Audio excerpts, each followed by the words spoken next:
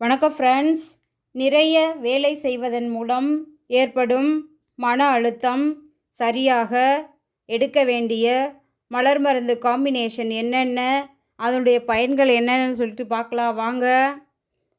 Centauri, chicory, Elm. Centauri மனதளவில் ஏற்பட்டுள்ள weakness சரியாக பயன்படுகிறது. சிக்கரி தனியாக எல்லாவற்றையும் சமாளிக்க பயன்படுகிறது. எல்ம் எல்லா வேலைகளையும் செய்வதினால் ஏற்படும் சோர்வு, மறதி, மன அழுத்தம் சரியாக பயன்படுகிறது. தேங்க்ஸ் ஃபார் வாட்சிங்.